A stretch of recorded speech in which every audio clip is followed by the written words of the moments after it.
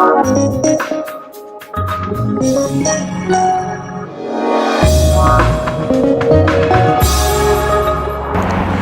I'm Alex Carella. I'm the product manager for the environmental suite of Test.Lab, dynamic environmental testing solution of LMS Test.Lab. And I'm here at KUL, the Catholic University of Leuven in Belgium, to find out a bit more about multiple input and multiple out of vibration testing, or MIMO testing.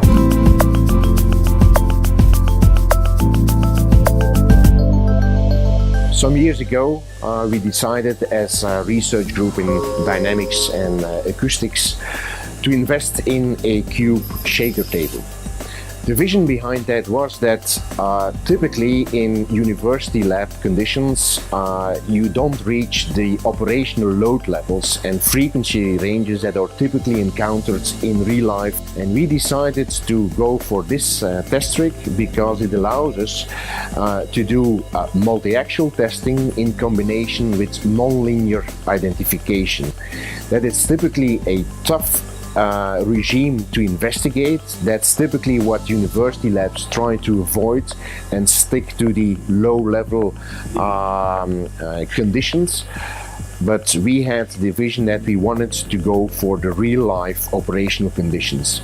We have three missions, so to speak. We have education, research and consultancy to industry. We are still the only university lab in the world that has such a cube.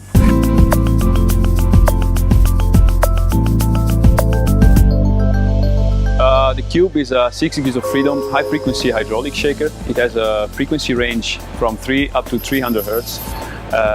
As I said, it's a 6 degrees of freedom system, which means that we can control multiple axes simultaneously. It has a maximum stroke in the vertical direction of 100 millimeters and 50 millimeters in the planar direction. We use the cube for either for consulting for external companies, also for internal research projects. According to the signal we receive, if we receive a signal in time domain, then we use LMS TWR software. Instead, if we receive power spectra in frequency domain, we can use the new LMS MIMO random control.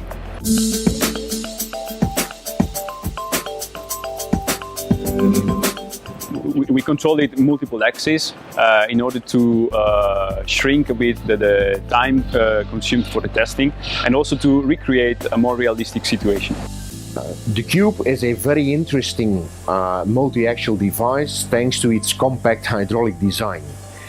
Key to the usage of such a device is to make sure that each of the 6 axes can be controlled in a repeatable and independent manner. And this calls for very advanced control schemes because the risk of crosstalk between the 6 degrees of freedom is an item. And together with our spin-off company LMS, we are developing advanced control schemes to optimally steer the 6 degrees of freedom in an independent and controllable manner.